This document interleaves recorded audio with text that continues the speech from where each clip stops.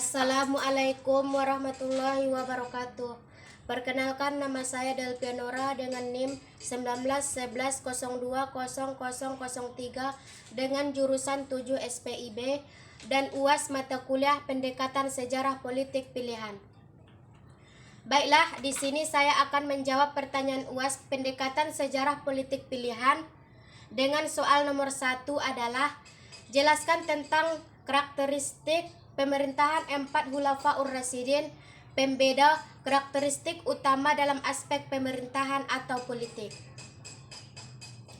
Baiklah, menurut pendapat saya, yang pertama, karakteristik pemerintahan Abu Bakar As-Siddiq yaitu Abu Bakar As-Siddiq mempunyai karakter yang lemah, lembut, dan tegas. Dalam suasana yang kacau, pemimpin yang karakter seperti Khalifah Abu Bakarlah yang dibutuhkan. Dengan kelembutannya, dapat menginsafkan orang-orang yang terbujuk berbuat mungkar, sementara orang-orang yang bersikap merongrong dihadapi secara tegas oleh Abu Bakar As-Siddiq.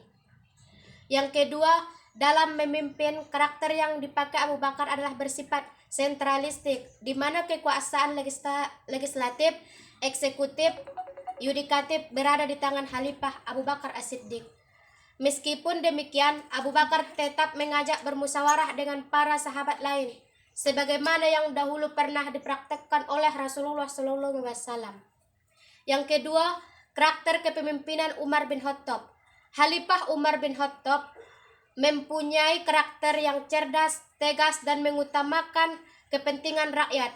Kecerdasan Umar bin Khattab untuk membangun dasar-dasar kemasyarakatan yang islami. Beliau juga merupakan tipe yang demokratis dan inklusif. Ia mampu dikritik dan mampu mendengar saran dari orang lain. Hubungan antara penguasa dan rakyat juga sangat demokratis, bersifat transparan, adaptasi, dan dinamis. Manajemen seperti itu rupanya menjadi salah satu faktor internal atau faktor dari dalam sebagai keberhasilan kepemimpinan dari Khalifah Umar bin Khattab. Yang ketiga, karakter kepemimpinan Utsman bin Affan. Pada masa Utsman bin Affan, situasi sudah aman, kemakmuran sudah tercapai di segenap lapisan masyarakat. Dalam kondisi seperti itu, karakter pemimpin yang sangat soleh, penyantun, dan sabar sangat diperlukan. Dengan karakter seperti Khalifah Utsman bin Affan, kemakmuran rakyat tercapai, baik jasmani maupun rohani. Beliau juga dikenal sebagai orang yang familiar dan humanis.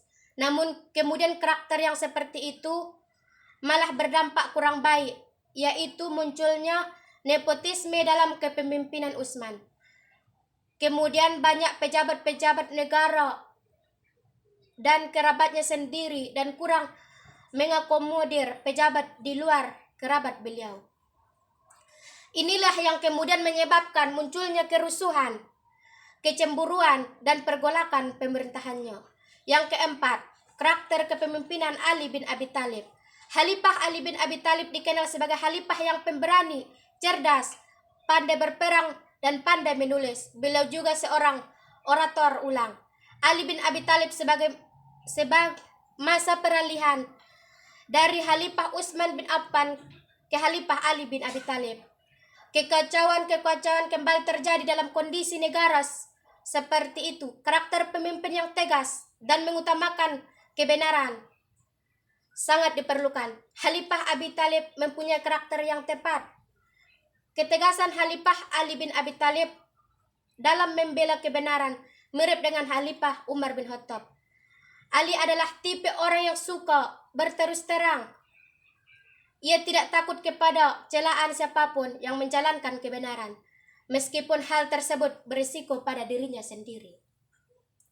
Oleh sebab itu, setelah diangkat menjadi khalifah, Ali mengambil langkah-langkah tegas. Yang pertama, memecat kepala-kepala daerah yang diangkat oleh Utsman dan dikirimlah kepala yang baru untuk menggantinya. Yang kedua, mengambil kembali tanah-tanah yang dibagikan Utsman kepada kerabatnya tanpa jalan yang sah. Yang ketiga, Ali bin Abi Thalib juga memberikan untuk dikembalikan kepada memberikan hibah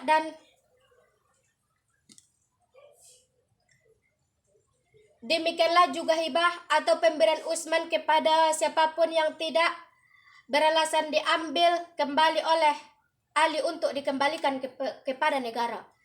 Jadi dari keempat karakteristik pemerintahan Khalifah Ar-Rasyidin tersebut dapat saya simpulkan lagi bahwa Khalifah Abu Bakar As-Siddiq mempunyai karakter yang lemah, lembut, dan tegas dalam suasana yang kacau. Pemimpin yang berkarakter seperti Khalifah Abu Bakar As-Siddiq sangat diperlukan dengan kelembutannya.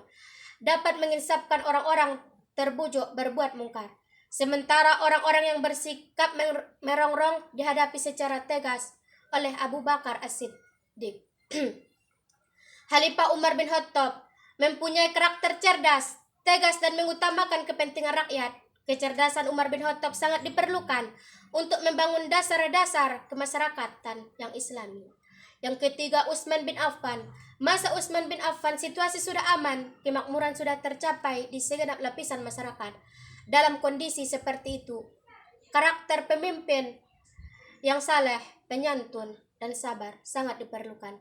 Dengan karakter seperti Khalifah Utsman bin Affan, kemakmuran rakyat tercapai, baik jasmani maupun rohani. Yang keempat, Khalifah Ali bin Abi Thalib. Sebagai masa peralihan dari Khalifah Utsman bin Affan ke Ali bin Abi Thalib, kekacauan kembali terjadi dalam kondisi negara seperti itu. Karakter pemimpin yang tegas dan mengutamakan kebenaran sangat diperlukan. Ketegasan Khalifah Ali bin Abi Thalib dalam membela kebenaran mirip dengan Khalifah Umar bin Khattab. Yang kedua, jelaskan tentang karakteristik pemerintahan Soekarno dan Soeharto, yaitu pembeda karakteristik utama dalam aspek politik. Menurut pendapat saya, karakteristik pemerintah Soekarno dalam demokrasi terpimpin yaitu yang pertama, adanya lembaga perwakilan rakyat. Yang kedua, kedudukan presiden sebagai kepala pemerintah dan kepala negara. Yang ketiga, kekuasaan presiden tidak terbatas. Yang keempat, dibentuk poros nasionalis dan komunis. Yang kelima, penyederhanaan partai. Yang keenam, peran serta APRI dalam politik. Yang ketujuh, kebebasan pers dilarang. Yang kedelapan, berlaku politik mercusuar. Yang kesembilan, melemahnya lembaga legislatif. Yang kesepuluh, otonomi daerah sangat terbatas. Yang kesebelas, hak dasar manusia sangat lemah. Karakteristik penting lain dari demokrasi terpimpin Soekarno adalah tendensi anti barat dalam kebijakan-kebijakannya. Soekarno memperkuat usaha-usaha untuk mengambil alih bagian barat Pulau Papua dari Belanda. Yang kedua, karakteristik pemerintahan Soeharto.